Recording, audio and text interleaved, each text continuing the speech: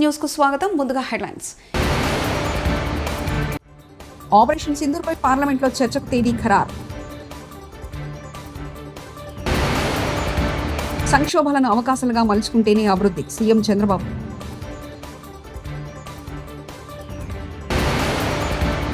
ఏఐతో ఉద్యోగాలు, మంత్రి లోకేష్ కీలక వ్యాఖ్యలు.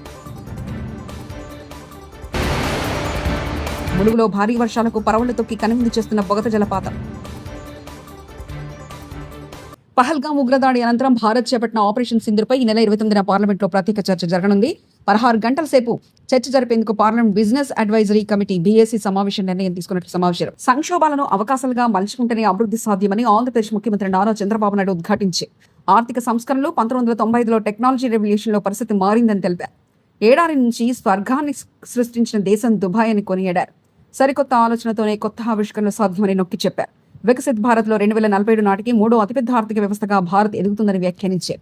ఏపీలో 2026లో జనవరి నాటికి క్వాంటమ్ కంప్యూటింగ్ వాలీ ఏర్పాటు చేస్తామని ప్రకటించారు. యుఏఈ అభివృద్ధిలో భారత్ భాగస్వామ్యం హర్షణీయమన్నారు. దుబాయ్ని చూస్తుంటే తనకు అసూయ వేస్తుందంటూ పేర్కొన్నారు CM Chandrababu. Honourable minister for economy and tourism, government of UAE, CEO Investopia, Dr. John Ferris, CMD Lulu International, Honorable Yusuf Ali,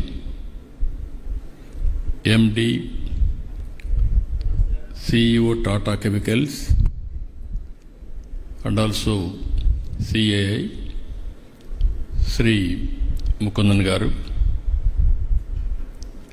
Honorable Minister for Industries and Food Processing, Government of Andhra Pradesh, TG Bharat Garu, Chief Secretary, Government of Andhra Pradesh, Vijayanand Garu,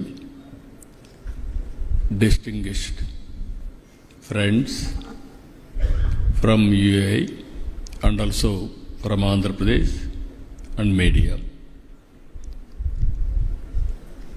I am very happy today to meet all of you.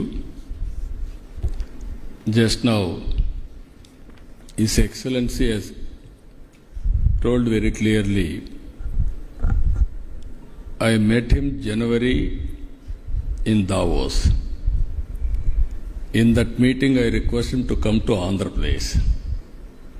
If at all you visit, first you come to Andhra Pradesh, then only you can visit other places. Then you will know what is the strength of Andhra Pradesh. He kept his promise. First visit after that. Mana Mitra ద్వారా ప్రజలకు మెరుగైన సేవల్ని తమ ప్రభుత్వం అందిస్తుందని AP విద్యా IT శాఖ మంత్రి నారా లోకేష్ వ్యాఖ్యానించారు. గతంలో ఎయిర్పోర్టు ఎలా ఒక ప్రాంతం రూపురేఖలు మార్చిందో చూశామని తెలిపారు. తెలంగాణ జీడీపీలో ఎయిర్పోర్టు వల్ల ఆదాయం 17% నుంచి 18% పెరిగిందని వివరించారు. ఏపీలో పెట్టుబడులు ప్రోత్సహించడమే లక్ష్యంగా పారిశ్రామికవేత్తలతో బుధవారం జూలై 23న విజయవాడలో సమ్మిట్ నిర్వహించారు. యుఏఈ పెట్టుబడుల ఆకర్షణ లక్ష్యంగా ఈ సదస్సు జరిగింది. భారత్ యుఏఈ ఆర్థిక సంబంధాల బలోపేతంపై మంత్రి నారా లోకేష్ సదస్సులో పాల్గొని ప్రసంగించారు. Technology policy. Thank you, Manu, for believing in Andhra Pradesh, and thanks for taking time off coming all the way from UAE to Vijayawada. We promise next time we'll have a direct flight connecting UAE and Vijayawada for sure. Saying that, so you know, there are moments in life that fundamentally change you, and for me it's been my Padayatra. That's where I've realized that during the first IT revolution, we have digitized the broken processes. Yes, they're digitized, but they're still broken. I think what excites me is with the advent of AI is how can I democratize governance, and how can we make it a lot more approachable to citizens. I think that's what excites me. And if you look at Andhra Pradesh, we are one of the very first states to bring close to about 600 services on WhatsApp. We call it Manamitra. I believe it's the step in the right direction, but it's just the beginning. We are now putting together a data lake in the back end, where whether a citizen wants a certificate or not, we are going to have it. So when he or she wants it, it's going to be available. That's the kind of approach that we want to take. The parallel thing I've also realized in the Padayatra is that the entire land records is still a broken system in India. Though there's been a lot of digitization, it's still a broken process. So we are now putting together an AI agent that can take all the knowledge of the best RDOs and so on and so forth. And what parts of this process can actually be automated. And that's what excites us here in Andhra Pradesh. So in a nutshell, it's about democratizing governance. And that's been the motto with which we are adopting AI now in Andhra Pradesh. That's good to hear. From your learning experiences, moving on to the land. కూటమి పాలనతో ఏపీలో ప్రజాప్రతినిధులకు గౌరవం లేకుండా పోయిందని మాజీ మంత్రి పెద్దిరెడ్డి రామచంద్రారెడ్డి అన్నారు. రాజమండ్రి జైల్లో బుధవారం వైఎస్ఆర్సీపీ ఎంపీ మిథున్ రెడ్డితో ములాఖత్ అయిన అనంతరం వైఎస్ఆర్సీపీ నేతలతో కలిసి ఆయన మీడియాతో మాట్లాడారు. ఏపీలో తాలిబన్ల పాలన నడుస్తుందని, ఏపీలో ప్రజాప్రతినిధులకు గౌరవం లేకుండా పోయింది. కూటమి సర్కార్ అప్రజాస్వామిక వెళ్తుంది. వైఎస్ఆర్సీపీ నేతలను లక్ష్యంగా చేసుకుని వేధిస్తున్నారు. ఈ ప్రభుత్వ చర్యలు చాలా ప్రమాదకరంగా ఉంటున్నాయి. అయినా మిథున్ రెడ్డి కూటమి ప్రభుత్వ వేధింపులను ధీటుగా ఎదుర్కొన్నారు. టెర్రరిస్టులు ఎవరైతే ఉంటారో వారిని ట్రీట్ చేసే విధంగా ఇక్కడ పరిస్థితులు ఉన్నాయి. మరి ఒక ప్రజాప్రతినిధికి ఇవ్వాల్సిన గౌరవాన్ని ప్రజాప్రతినిధులుగా ఉన్న చంద్రబాబు నాయుడు కానీ వారి మంత్రివర్గ సభ్యులు కానీ ఎందుకు విస్మరిస్తూ ఉన్నారు నాకు అర్థం కావడం లేదు. మరి ఇది ఇలాగే కొనసాగినా ఇబ్బంది లేదు. వైఎస్ఆర్ కాంగ్రెస్ పార్టీ శ్రేణులు తప్పకుండా ఈ పరిస్థితిని అధిగమించి ఈ ప్రభుత్వానికి బుద్ధి చెప్పే రోజులు దగ్గరలో ఉంటాయి. మరి నేను ఒకటే చెప్తా ఉన్నాను, ఒక ప్రజాప్రతినిధులకు న్యాయపరంగా ఇవ్వాల్సిన సౌకర్యాలన్నీ కూడా ఇవ్వాలన్నా పని లేదా? వారిని టెర్రరిస్టుల మాదిరి చూసి ఆ విధంగా మీరు వారిని ట్రీట్ చేస్తారా? ఇది మంచి పద్ధతి అని నేను అడుగుతా ఉన్నాను. ఏదేమైనా కూడా ఈ ప్రభుత్వం తీసుకునే చర్యలన్నీ కూడా మేము ఖండిస్తూ ఉన్నాం. మీరు చేసే ఈ తప్పుడు విధానాలు రాబోయే రోజుల్లో ఇది ఒక అలవాటుగా మిగతా ప్రభుత్వాలకు కూడా మారకూడదని చెప్పి నేను తెలియజేస్తా ఉన్నా. తప్పకుండా ప్రజాప్రతినిధులకు ఇవ్వాల్సిన గౌరవాన్ని, వారికి ఇవ్వాల్సిన ప్రాముఖ్యతను, వారికి కల్పించాల్సిన సదుపాయాలు కల్పించాలని పదే పదే నేను మీ ద్వారా తెలియజేస్తా ఉన్నాను.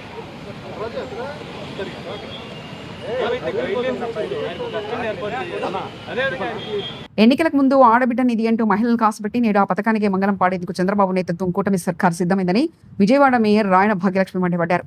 తాడేపల్లిలోని ఆ పార్టీ కేంద్ర కార్యాలయంలో మీడియాతో మాట్లాడుతూ మంత్రి అచ్చెన్నాయుడు ఆడబిడ్డ నిధి పథకాన్ని ఎత్తేస్తున్నామని పరోక్షంగా ప్రకటించడం ద్వారా మహిళలకు మానసికంగా సిద్ధం చేస్తున్నారని ధ్వజమెత్తారు. ఆడబిడ్డల్ని అవహేళన చేయొచ్చు అన్నది వీళ్ళకి తెలిసి కావాలని ఈ మోసపూరితమైన హామీలు ఇచ్చి వీళ్ళకి కూటమి నాయకులకి పవర్లోకి రావడం మాత్రమే పరమార్థం. పవర్లోకి వచ్చిన తర్వాత ఏ రకంగా ఆంధ్ర రాష్ట్రంలో ఉన్న మహిళల్ని మోసం చేయొచ్చు అన్నది వీళ్ళకన్నా బాగా ఎవ్వరికీ తెలీదు. ఈరోజు అచ్చెన్నాయుడు గారు ఆ రకంగా మాట్లాడుతున్నారు అని అంటే చంద్రబాబు నాయుడు గారి పర్యవేక్షణ లేకుండానే మాట్లాడేస్తున్నారా? ఈయన ఒక మంత్రిగా ఆయన బహిరంగంగా ఈ స్టేట్మెంట్ ఇచ్చారు అని అంటే ఆడపడుచులను మోసం చేస్తున్నామనే కదా. ఈరోజు మనకి జూన్ 2024లోన వీళ్ళు మేనిఫెస్టివల్ కింద అలాగే ప్రతి ఇంటికి వెళ్లి బాండ్లు ఇవ్వటము, వాళ్ళ ఫోన్లకి ఈ మేనిఫెస్టివల్ పెట్టించడము, జగన్మోహన్ రెడ్డి గారి కన్నా మేము అధికంగా ఇస్తాము, మేము ఇంకా సంక్షేమ పథకాలు అందజేస్తాము, ప్రతి ఒక్కరికి మేము అందజేస్తాము అని చెప్పి ప్రతి ఒక్క ఇంటికి వీళ్ళు మేనిఫెస్టివల్ ఫోన్లో పంపించడము, ఓటీపీలు తీసుకోవటము, ఈ సంక్షేమ పథకాలన్నీ మీకు అందజేస్తామని చెప్పి తెలియజేసి ఈరోజు ఆడబిడ్డ నిధి ఆంధ్ర రాష్ట్రాన్ని అమ్మితే గాని మేము ఇవ్వలేము అని ఒక మంత్రి మాట్లాడడము చాలా హాస్యాస్పదం. వీళ్ళ మీద పెట్టాలి 420 కేసులు. తెలిసి అబద్ధపు హామీలు ఇచ్చి ఈ రకంగా ఆడబిడ్డల్ని మోసం చేస్తున్నందుకు చంద్రబాబు నాయుడు గారు చీటరు. 4 సార్లు సీఎంగా చేసిన వ్యక్తి, 40 ఏళ్ల ఇండస్ట్రీ ఆయన చంద్రబాబు నాయుడు గారు చీటర్ కాక ఇంకేమవుతారు? ఈయన మీద పెట్టాలి కదా 420 కేసు ఈ రోజు, ఎందుకు పెట్టకూడదు? ఏ రకంగా మహిళలకి ఇంత మోసపూరితమైన హామీలు ఇచ్చి ఈ రకంగా ఈ రోజు మహిళలకి ఈ రకంగా మహిళలను మోసం చేయటం అన్నది చాలా బాధాకరం. ఇది చంద్రబాబు నాయుడికి ఈ రోజు ఏం కొత్త కాదు. 2014-19లో కూడా డోక్రా రుణమాఫీ అని చెప్పి మహిళలు మోసం చేయటం జరిగింది. ఆ రోజు కూడా 14,204 కోట్ల రూపాయలు మహిళలకి డోక్రా రుణాలు మాఫీ చేస్తానని చెప్పడం జరిగింది. ఆ రోజు కూడా ఈ రకంగానే మహిళలను మోసం చేశారు. అది వడ్డీతో సహా 25,424 కోట్లకు చేరుకుంది. ఆ రోజు రేవంత్ రెడ్డి జాలి చూపెట్టకపోతే బీఆర్ఎస్ పార్టీ నాయకులు కూడా ఉండరు. కేసీఆర్, కేటీఆర్, హరీష్ రావు కవితను జైల్లో వేస్తే బీఆర్ఎస్ పార్టీకి నాయకత్వం లేక దిక్కులేని పరిస్థితుల్లో తిరిగేవాళ్ళు. ఎమ్మెల్సీ అద్దంకి దయాకర్ ఉండేటోడు కాదు మీరు చేసిన పనులకు. నలుగురికి నలుగురు జైల్లో ఉంటే మీకు నాయకత్వమే లేక దిక్కులేని పక్షులై తిరుగుతుండే. జైలు పక్షుల పంచిన జైలు దిక్కులేని పక్షుల్లాగా ఉండాల్సిన పరిస్థితి ఉండే.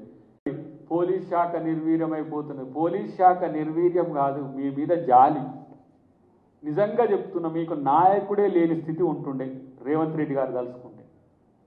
ఒక్కడు బయట ఉండేటోడు కాదు మీరు చేసిన పనులకు. నలుగురికి నలుగురు జైల్లో ఉంటే మీకు నాయకత్వమే లేక దిక్కులేని పక్షులై తిరుగుతుండే.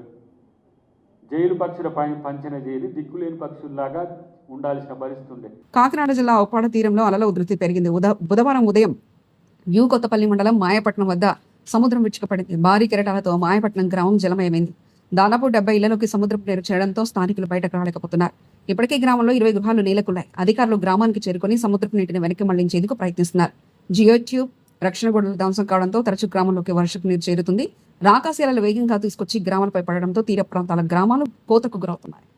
ములుగు జిల్లాలోని వాజేడ్లో కుండపోత వర్షం కురిసింది. భారీ వర్షాలకు వెంకటాపురం గ్రామంలో బొగత జలపాతం పరవళ్లు దొక్కుతుంది.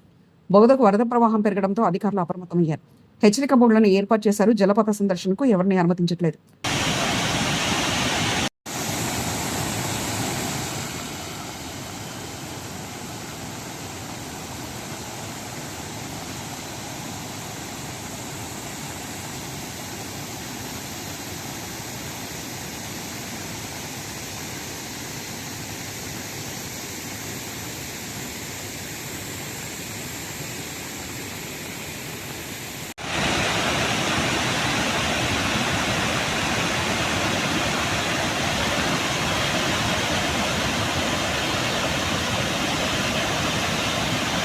చింతామోహన్, కేంద్ర మాజీ మంత్రి, కాంగ్రెస్ పార్టీ సీనియర్ నాయకులు press conference. TDT board meeting నిన్న జరిగింది. అనేక అంశాలు పరిశీలించాం. సంతోషం.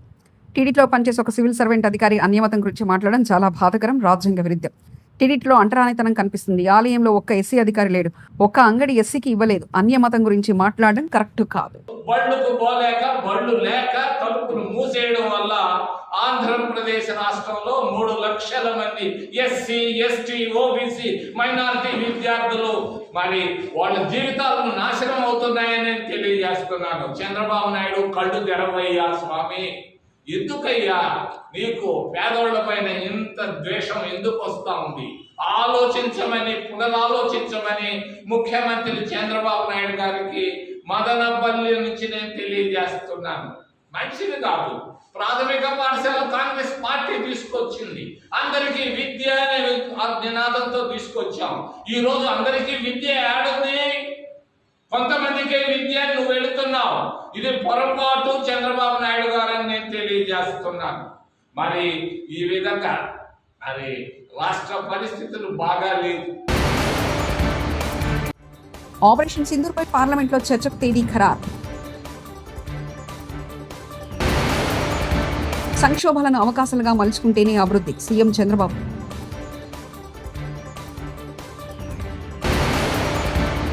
ఏఐతో ఉద్యోగాలు. మంత్రి లోకేష్ కీలక వ్యాఖ్యలు. ములుగులో భారీ వర్షాలకు పరవళ్లు తొక్కి కనువిందు చేస్తున్న బొగత జలపాతం. ఇవి బులెటిన్ విశేషాలు.